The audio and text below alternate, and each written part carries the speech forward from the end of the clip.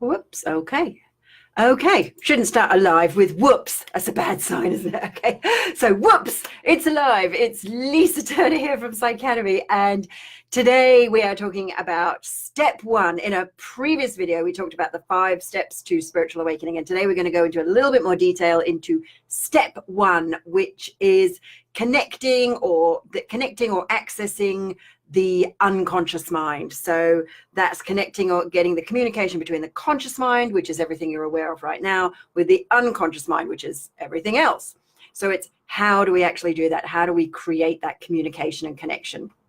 Well, and if you want to have a look at some of my previous videos where I talked about the different steps, they are somewhere on the page. Go and look at videos. So one of the main ways that you can increase communication between your conscious mind and your unconscious mind is through anything that induces a slightly altered state. So dreams, trance work, hypnosis, and meditation. So I'm going to talk about meditation today because it's one of the key things that people talk about and that we really share. And it's kind of like a well-known thing about meditation. But here's the thing about meditation. Most people have no clue how to do it, or they have completely misguided beliefs about it and misguided thoughts. So first of all, why would you meditate at all? Well, meditation, there's tons of science, tons of research to back up just how great meditation is, beyond tapping into your psychic abilities and beyond enabling you to awaken spiritually. There's things like reducing stress and stress-related illness, increases mental alertness, improves emotional stability, it synchronizes the hemispheres, lowers the brain frequency, alters your consciousness, it increases your awareness of yourself and others, and enables you to master your thoughts and your mind. Most people act as if their mind is in control of them. And this is the first way of actually getting in control of your own mind.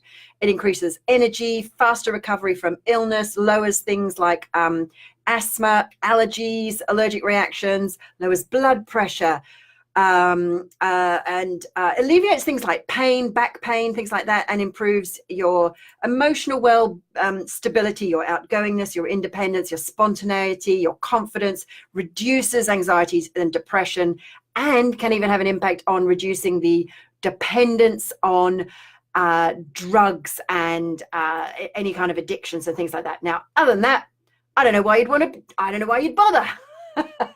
So, also it increases your empathy, enables you to become more accurate, make more accurate judgments about yourself and others, and you can become more creative.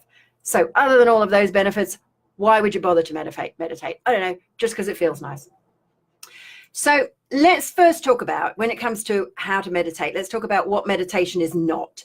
So one of the myths about meditation is, and I've heard people say, well, I tried to meditate once and I could not make my mind go blank. So making your mind go blank, this annoys me that people go, I've got to make my mind go blank. Well, go and make your mind go blank now. I bet you've never, ever done that. Meditation is not about making your mind go blank. Your mind going blank is the result of meditating. So it's a bit like sitting down to play the piano and saying, well, I wasn't a concert pianist. I sat down and I played. I never played before, and I sat down. I couldn't play like a concert pianist. It's like, so meditation is the practice. And the result is, if you keep doing it, you will end up with a mind that goes blank. Or if you keep practicing the piano, you probably end up being pretty good at it, right? You may or may not end up being a concert pianist, but you'll definitely end up being pretty good at it. So I hope you get a sense like that's the result. That's not what you do. You don't go and be a concert pianist. Just go and be that good. No, it would be practicing so that you would end up being that good. So it is not letting your mind go blank. The other thing about what's I think is, a lot of people go, well, I do meditation every day and I listen to a guided meditation.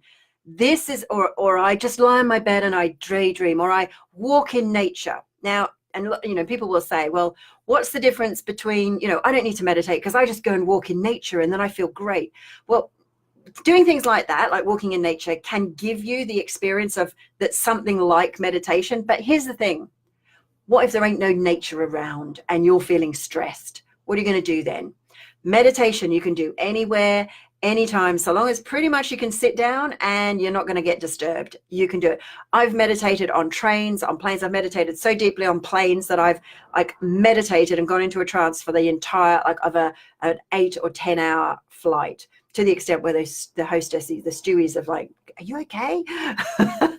So you can absolutely go into that deep sense of that deep state anywhere. The other thing about, people say, oh, I lie and daydream, or I just listen to music and that's meditation, or I have a guided meditation track. Here's why I don't classify that as meditation. And I think it's this difference. It's the difference between, let's use music as an analogy, is the difference between listening to music and playing the music, at like playing an instrument. And then the next difference is even being the writer of the music. So the author of the music has significantly more control and influence over the music that gets played in your head. So become the composer of the music that's in your mind, rather than the listener to the music that comes from someone else's mind, which is that guided meditation. So you become the guide of your own mind. So I hope that gives you a sense of how important that is. So any technique, and some techniques, so on all of our programs, we teach you lots of techniques of how to meditate. I'm going to give you just a couple here today. So I'm going to give you two. So the first is, put glasses on straight. First is anything that involves you monitoring your breathing. One of the reasons breath meditations are so powerful, so it could be counting the breath, it could be elongating your breath, it could be doing something like we call ha breathing, that comes from the Hawaiian tradition. So that's where you take a deep breath in through your nose, you breathe out gently and slowly through your mouth. But let's just go with counting breath. So you might just count in, and you wouldn't even necessarily, so you might say, oh, I'm going to count in for 4 and out for 10 or something like that. And you could do that. But you could just, I'm going to breathe in for as long as I want to breathe in, and I'm going to count. And then when I get on the in-breath, I might hold it for a little bit, and then I'll breathe out and I'll count on the way out. But I'm not going to actually try and control my breath at all. I'm just going to do some counting. Now, that is good enough. And here's what will happen. Here's what will happen, I guarantee it. Your mind will wander off. You'll start thinking about what you want to have for lunch, what you're going to have for tea, what you did tomorrow, what that person said to you, and why you didn't say that, and I wish I'd said that at the time, or how you're going to plan your day, or whatever. And that's actually part of meditation, because remember I said meditation, the purpose is it's to integrate the conscious mind with the unconscious mind. So what happens is you get this integration, and all this stuff comes up from your conscious mind, unconscious mind, into your conscious mind that you may be conscious of a lot of the time, or you may have never been conscious of before.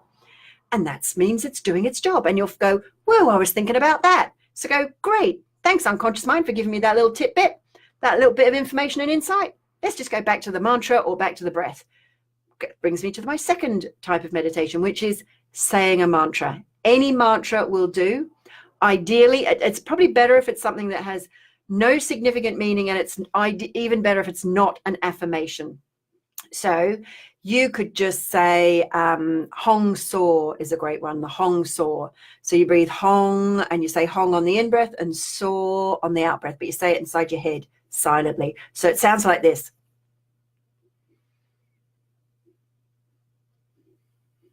That's right. You didn't hear anything because I was saying it inside my head. Did you see what I did there? I know I'm not a very sensible person, am I? But you know what? One of the things about meditation is it makes you more spontaneous, and you have a better sense of humor. So if you didn't find that funny, then you need to meditate more. If you didn't find that funny, you definitely need to meditate more. So go and practice meditation, breathing, monitoring your breath, counting your breath, Hong Saw mantra, and you could do Hong Saw with the breath, or you could just say any mantra. And you know what, go online and you could pick a mantra. Like there's a lot of mantras that are maybe like in Sanskrit or biblical Hebrew. I use a lot of those, or any other language, or even, I mean, you could just say Coca-Cola if you wanted. You know what? Because when you repeat a word over and over, it becomes meaningless. And I'm going to suggest just start with a sound. Just start with a sound. You could chant Om or Ong inside your head. Just keep repeating it. The speed, how fast you do it, and how long like the pauses, whether you say Om, or whether you say Om, Om, Om, Om, Om, inside your head silently. Whichever way you do it, that's perfect. So Stop trying to make your minds go blank. Focus on your breath, focus on the mantra, then your mind will go blank. And if it doesn't, you're still doing it right. Now, here's a little point I just want to raise with you. Sometimes people, when they meditate and they haven't ever communicated with their unconscious mind before, like not in a really clear way, their unconscious mind goes, oh, by the way, there's all this emotional baggage we've got down here that you might want to pay attention to. And here's something, and here's something, and here's something. And so sometimes people can get very anxious or feel very uncomfortable emotionally. But here's and they think meditation makes me feel bad. No. Actually, you already felt bad. You just didn't know it consciously. So the thing to do then is, which is what we're going to cover in our next Facebook Live, is after you have integrated the conscious mind and the unconscious mind, you then want to clear the blocks and emotional baggage from your unconscious mind. And we're going to explore that in my next Facebook Live. So look forward to seeing you then. Till then, if you have any questions, pop them in the question box. Even if you're not watching live, I will answer them later on. If you like this video, click the like button. If you want to share it, you think someone else would benefit from knowing how to meditate or knowing a bit more about meditation, click the share button. And if you want to learn some really powerful meditation techniques and learn the whole 5-step process of how to awaken spiritually, which is all the 5 steps I mentioned in the previous video. So that's conscious mind, unconscious mind integration, remove the blocks from the unconscious mind, activate the higher self, raise your vibration, activate the energy. And number 5 is create transformation, create change. Because why would you want to be awakened spiritually if it wasn't to change something? So if you want to learn and discover all of those 5 steps, join us, and I'll pop a link in below, on our 3-day event that we're running coming up soon. I'll pop a link. What you're going to get on this 3-day event, we're going to take you right through our really powerful emotional release process called Higher Self Therapy, which clears all of the emotions from the past that you're conscious of. We're also going to do a higher self connection, where we bring your higher self above your head, bring it into your body so that it completely is connected and integrated into your body. This is a powerful activation attunement that you'll be guided through on the event. I'm also going to, I'll be channeling my guides, so you can ask any question that you like for my guides. I can't guarantee that I'll answer every question, but I can guarantee if you're not there, you will not get your question answered because you won't be there. But if you are there, there's a good chance, there's a significantly increased chance that you'll get your question answered. The other thing we're going to do is, those of you who are or wanting to be professional spiritual practitioners, healers, coaches, therapists, psychics, I'm going to show you how you can start to get out there and work professionally. So I'm going to give you some techniques like how to read the tarot in a way that means you don't even need to actually remember it, but you can create really powerful change for your clients. So you're going to learn a technique and how to, kind of get out there in the whole sales and marketing. Obviously, there'll be more to learn, but you're going to learn a model and a methodology where you can make a start. If you're already doing it, you're going to learn some techniques that you have probably never learned before. And hey, it's guaranteed. If by, I think it's the 2nd day lunchtime, if you haven't had an undeniable spiritual experience, we'll just give you your money back. That's what we do. So what do you got to lose? Nothing. So I'll pop the link in, and I hope to see you at our event. So till then, lots and lots of love. Bye for now. Bye, everyone.